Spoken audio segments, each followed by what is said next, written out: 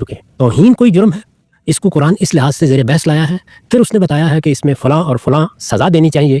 قرآن مجید میں کسی جگہ اس کا کوئی ذکر نہیں ہے۔ یہ بات پورے اطمینان کے ساتھ کہی جا سکتی ہے کہ قرآن مجید اس طرح کی کسی سزا کے ذکر سے بالکل خالی ہے۔ اس کا یہ مطلب نہیں ہے کہ توہین کے معاملات قرآن میں زیر بحث نہیں آئے، توہین کے معاملات زیر بحث ہیں۔ اس کی بہت سی مثالیں پیش کی جا سکتی ہیں۔ رسالت مآب صلی اللہ علیہ وسلم کو مجنون کہا گیا ہے، شاعر کہا گیا ہے، الزامات لگائے گئے، یہ کہا گیا ہے کہ یہ اپنی طرف سے گھڑ کے باتیں پیش کرتے ہیں۔ اس سے بڑا الزام کیا ہو سکتا ہے کہ کسی شخص کو جھوٹ کا مرتکب قرار دیا جائے۔ اس نوعیت کی دسیوں باتیں ہیں جو قرآن مجید میں زیر بحث ہیں، لیکن دیکھ لیجئے کسی جگہ قرآن مجید نے اس پہلو سے ان کا ذکر نہیں کیا کہ یہ جرم ہو گیا ہے، اس جرم کے لیے اللہ تعالیٰ نے یہ سزا مقرر کر دی ہے۔ میں قرآن مجید کا ایک مقام بطور مثال پیش کر دیتا ہوں۔ وہاں ایک نہایت واضح معاملہ زیر بحث ہے جس میں توہین کے معاملات کو خود قرآن نے بیان فرمایا ہے، ان پر تبصرہ کیا ہے، اور یہ بھی بتایا ہے کہ اس طرح کے گناہوں کا ارتکاب کرنے والے یا جرائم کا ارتکاب کرنے والوں کے ساتھ اللہ تعالیٰ کیا معاملہ کریں گے۔ لیکن اس میں کسی دنیوی سزا کا ذکر ہو، ادنا درجے میں بھی ایسی کوئی چیز نہیں ہے۔ میں سورہ نساء سے قرآن مجید کا وہ مقام آپ کے سامنے رکھ دیتا ہوں۔ یہ سورہ نساء کی آیت 46 ہے جس سے یہ مضمون شروع ہو رہا ہے۔ ارشاد فرمایا ہے، من الذین ہادوا یحرفون الکلم عن مواضعہ ویقولون سمعنا وعصینا واسمع غیر مسمع ورائنا لیًا بألسنتہم وطعنا فی الدین وَلَوْ أَنَّهُمْ قَالُوا سَمِعْنَا وَأَطَعْنَا وَاسْمَعْ وَانظُرْنَا لَكَانَ خَيْرًا لَهُمْ وَأَقْوَمَ وَلَكِنْ لَعَنَهُمُ اللَّهُ بِكُفْرِهِمْ فَلَا يُؤْمِنُونَ إِلَّا قَلِيلًا۔ یہ آیت 46 ہے، جیسے کہ میں نے عرض کیا۔ ترجمہ سنیے۔ پھر ان میں سے خاص کر جو یہودی بن گئے ہیں، ان کا ایک گروہ زبان کو توڑ موڑ کر اور دین پر تان کرتے ہوئے لفظوں کو ان کے موقع و محل سے ہٹا دیتا ہے، اور سمینا وعصینا اسمع غیر مسمع اور رائنا کہتا ہے۔ درا حالے کہ اگر وہ سمینا و اطعنا اسمع اور انظرنا کہتے تو ان کے لیے بہتر ہوتا، اور موقع و محل کے مطابق بھی، لیکن ان کے منکر ہو جانے کے باعث اللہ نے ان پر لعنت کر دی ہے، اس لیے وہ کم ہی ایمان لائیں گے۔ یہ قرآن مجید کا تبصرہ ہے۔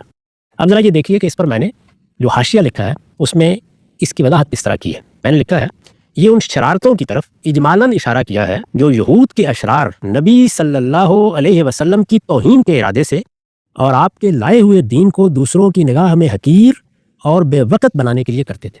یعنی اس میں یہ سارے جرائم جمع ہو جاتے تھے۔ توہین کا ارادہ ہے، دین کی تحقیر مقصود ہے، رسول اللہ صلی اللہ علیہ وسلم کی شخصیت کو اور آپ کی دعوت دونوں کو بے وقت کرنا ان کے پیش نظر ہے۔ اس کی ایک مثال عرب کے مجلسی الفاظ میں ان کی تحریف تھی، یعنی وہ رسول اللہ کی مجالس میں آتے تھے اور اس طرح آپ کے سامنے بیٹھ کر ان جرائم کا ارتکاب کرتے تھے۔ اس کی ایک مثال عرب کے مجلسی الفاظ میں ان کی تحریف تھی جو متکلم کی تحسین، سننے والوں کے ذوق و شوق اور اعتراف و قبول کے اظہار کے لیے بولے جاتے تھے۔ یعنی ہم جب مجلسوں میں بیٹھتے ہیں تو اگر کوئی بزرگ شخصیت بات کر رہی ہے، یا مثلا ہمارے یہاں مشاعرے ہوتے ہیں، ان میں تحسین کے کچھ الفاظ رائج ہو جاتے ہیں، جیسے کہا جاتا ہے کہ مقرر ارشاد ہو، تو اس طرح کے الفاظ بالعموم مجلسی آداب کی نوعیت رکھتے ہیں۔ عرب میں بھی ایسے الفاظ رائج تھے۔ استاذ امام لکھتے ہیں، یہ الفاظ یعنی یہ مجلسی اعتراف کے الفاظ یا تحسین کے الفاظ یا قبولیت کے الفاظ، یہ الفاظ اصلاً تو اظہار تحسین یا اعتراف و قبول کے لیے ہے، لیکن اگر کوئی گروہ شرارت اور بدتمیزی کرنا چاہے تو ذرا زبان کو توڑ مروڑ کر تلفظ کو بگاڑ کر یا لب و لہجے میں ذرا مصنوعی انداز پیدا کر کے بڑی آسانی سے تحسین کو تقبیح اور اعتراف و اقرار کو طنز و استہزاء بنایا جا سکتا ہے۔ یعنی اس میں ذرا سا اگر لہجے کا فرق بھی پیدا کر لیا جائے تو یہ طنز اور استہزاء کے الفاظ بن جائیں گے۔ اس سے متکلم کے وقار کو کوئی نقصان پہنچے یا نہ پہنچے، لیکن شرارت پسند اشخاص اس طرح اپنے دل کی بڑاس نکالنے کی کوشش کر کے خوش ہو جاتے ہیں۔ استاد امام امین حسن اصلاحی نے ان الفاظ کی وضاحت فرمائی ہے۔ وہ لکھتے ہیں، سمینا و اطعنا کے لفظی معنی ہے ہم نے سنا اور اطاعت کی۔ یعنی مجلسوں میں جب کوئی بات کی جاتی تھی تو قبولیت کے اظہار کے لیے یہ الفاظ بولے جاتے تھے، سمینا و اطعنا۔ سمینا و اطعنا کے لفظی معنی ہے ہم نے سنا اور اطاعت کی۔ اہل عرب یہ اس موقع پر بولتے تھے جب اپنے کسی بڑے، کسی سردار، کسی بادشاہ کے حکم و ارشاد پر اپنی طرف سے امتثال امر کے لیے آمادگی اور مستعدی کا اظہار کرنا چاہتے۔ یعنی جب یہ کہا جائے گا کہ ہم نے سنا اور اطاعت کی تو اپنے ظاہر کے لحاظ سے تو یہ آمادگی اور استعداد کے الفاظ ہیں، ہم قبول کرنے کے لیے تیار ہیں، اس کا اظہار کرتے ہیں۔ عربی میں اس کے لیے تا کا لفظ بھی ہے جو قرآن میں بھی استعمال ہوا ہے۔ یہودی اشرار حضرت صلی اللہ علیہ وسلم کی مجالس میں جاتے تو اپنی سعادت مندی اور وفاداری کی نمائش کے لیے سمینا و اطعنا تو بات بات پر کہتے، لیکن لب و لہجے کے تصرف سے اس کو ادا اس طرح کرتے کہ اطعنا کو اتھینا بنا لیتے۔ یعنی اس طرح لفظ زبان سے ادا ہوتا کہ بظاہر یہ لگتا کہ اطعنا کہہ رہے ہیں لیکن وہ اصل میں اتھینا کہہ رہے ہوتے تھے۔ چونکہ دونوں کے حروف ہم آہنگ اور قریب المخرج ہیں، اس وجہ سے اس تحریف میں ان کو کامیابی ہو جاتی۔ اس طرح وہ تسلیم و اطاعت کے جملے کو نافرمانی اور سرکشی کے قالب میں ڈھال دیتے اور سمجھنے والے ان کی اس شرارت پر کوئی گرفت بھی نہ کر سکتے، اس لیے کہ وہ بڑی آسانی سے یہ بہانہ بنا سکتے تھے کہ نہیں، ہم نے سمینا واتانہ کہا ہے۔ ظاہر ہے کہ ایسی صورت میں شریف اور خوددار آدمی بات کو سن اور سمجھ کر بھی خاموشی سے ٹال دینے ہی کو بہتر خیال کرتا ہے، یعنی یہ کہنے کے بجائے کہ ہم نے اطاعت کی، وہ اصل میں یہ کہتے تھے کہ ہم نے نافرمانی کی، ہم یہ بات نہیں مانیں گے۔ اسما غیر مسما کے لفظی معنی ہے، یہ دوسرا لفظ ہے یا دوسری تعبیر ہے۔ اسما غیر مسما کے لفظی معنی ہے سنو وہ بات جو پہلے سنائی نہیں گئی، تحسین کا کلمہ ہے۔ یہ دیکھیے بڑی نادر بات فرمائی ہے۔ اس فکرے کا اچھا محل یہ ہے کہ مجلس میں متکلم یا خطیب کی کوئی حکیمانہ بات سن کر ایک سامع دوسرے سامع کو متوجہ کرے کہ یہ دانش مندانہ اور حکیمانہ بات سنیے، یہ بات پہلی بار ہمارے کانوں نے سنی ہے۔ اس طرح کے جملے بعض اوقات ہم بھی بولتے ہیں، اس سے پہلے یہ بات کبھی ہم نے نہیں سنی۔ ظاہر ہے کہ یہ بات نہ صرف متکلم اور خطیب کی قدردانی کی دلیل ہے بلکہ دوسروں کو اس کی قدردانی کے لیے تشویق و ترغیب بھی ہے۔ لیکن کوئی شخص ہوٹنگ کے انداز میں بانداز تمسخر یہی بات کہے تو اس کا مفہوم یہ بھی ہو سکتا ہے کہ ذرا اس کی ناشنیدنی سنو، یہ کیسی بے پر کی اڑا رہا ہے، ایسی بات کاہے کو کبھی کسی نے سنی ہوگی۔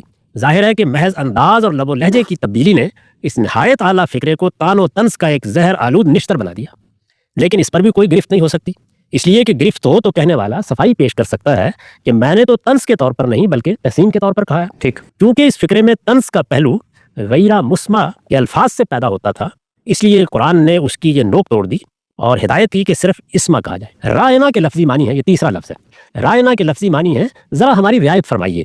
اس لفظ کا اچھا محل استعمال یہ ہے کہ اگر مخاطب نے متکلم کی بات اچھی طرح سنی یا سمجھی نہ ہو، یا بات ایسی لطیف اور حکیمانہ ہو کہ خود متکلم کی زبان سے اس کو مکرر سننا چاہے، تو اس کو دوبارہ متوجہ کرنے کے لیے جس طرح ہمارے ہاں کہتے ہیں پھر ارشاد ہو، پھر فرمائیے، اسی طرح عربی میں رائنا کہتے ہیں۔ یہ لفظ سامع کے ذوق و شوق اور اس کی رغبت علم کی دلیل ہے، لیکن یہودی اشرار لیہ لسان یعنی زبان کے توڑ مروڑ کے ذریعے سے اس کو بھی طنز کے قالب میں ڈھال لیتے تھے۔ اس کی شکل یہ ہوتی کہ رائنا میں عین کے کسرہ کو ذرا دبا دیجئے تو یہ لفظ رائنا بن جائے گا اور اس کے معنی ہوں گے ہمارا چرواہا۔ قرآن نے یہود کی اس شرارت کی وجہ سے اس لفظ کو سرے سے مسلمانوں کے مجلسی الفاظ ہی سے خارج کر دیا اور اس کی جگہ انظرنا کے استعمال کی ہدایت فرمائی، جس کے معنی ہے ذرا ہمیں مہلت عنایت ہو، ذرا پھر توجہ فرمائیے۔ یعنی مفہوم کے لحاظ سے یہ ٹھیک رائنا کا قائم مقام ہے اور اس میں لہجے کے بگاڑ سے کسی بگاڑ کے پیدا کیے جانے کا کوئی موقع نہیں ہے۔ یعنی قرآن نے کیا کیا، جب اس طرح کا رویہ اختیار کیا گیا اور توہین کی یہ صورت پیدا کی گئی تو بجائے اس کے کہ وہ اس پر کوئی مورچہ لگاتا، اس نے مجلسی الفاظ کو تبدیل کرنے کے لیے کہہ دیا۔ مسلمانوں کو ہدایت کی کہ یہ الفاظ ہی تبدیل کر لیے جائیں تاکہ ان شرپسندوں کو اس کا موقع ہی نہ ملے۔ اس میں ظاہر ہے کہ سخت توہین ہے، استہزاء ہے، طنز ہے، پیغمبر کی مجلس میں بیٹھ کر ان جرائم کا ارتکاب کیا جا رہا ہے، لیکن قرآن نے اس پر کیا تبصرہ کیا وہ میں نے آپ کے سامنے رکھ دیا۔ اس کے بعد روایتوں کو دیکھ لیجیے۔ روایتوں کا ایک بڑا ذخیرہ ہم لوگوں کی رسائی میں ہے، اس میں سے وہ 6 کتابیں بالکل متعین ہیں جنہیں سیاہ ستہ کہا جاتا ہے، ان میں موطا امام مالک کو بھی شامل کر لیجئے۔ ان کتابوں میں کسی جگہ آپ کو کوئی ایک روایت بھی نہیں ملے گی جس میں اس طرح کی کوئی بات بیان ہوئی ہو یا اس طرح کے کسی جرم کی کوئی سزا بیان کی گئی ہو۔ ان کتابوں کے باہر البتہ جو حدیث کا ذخیرہ ہے اس میں ایک روایت بیان کی جاتی ہے، اس روایت کے بارے میں محدثین بالکل متفق ہے کہ وہ ایک متہم بالکذب شخص کی روایت ہے، چنانچہ ضعیف روایت کی حیثیت سے بعض جگہ اس کا ذکر آ جاتا ہے۔ حسن کے درجے کی بھی کوئی روایات کے پورے ذخیرے میں ایسی نہیں ملتی جو اس مضمون کو بیان کرتی ہو، اور میں نے عرض کیا ہے کہ سیاہ ستہ میں یا موطا امام مالک میں تو سرے سے اس طرح کی کسی بات کا کوئی ذکر ہی نہیں ہے۔ یہ قرآن ہے اور یہ روایات ہے۔ اس کے بعد صرف وہ واقعات رہ جاتے ہیں جن کو لوگوں نے اپنے سوء فہم سے توہین رسالت کے واقعات بنا دیا ہے۔ وہ صرف توہین کے واقعات نہیں ہیں، میں ان کی تفصیلات عرض کرتا ہوں، وہ سب کے سب اللہ اور رسول کے مقابل میں محاربے اور فساد فی الارض کے واقعات ہیں۔ ان تفصیلات کی یہ بات 2 اور 2 4 کی طرف واضح ہو جائے گی۔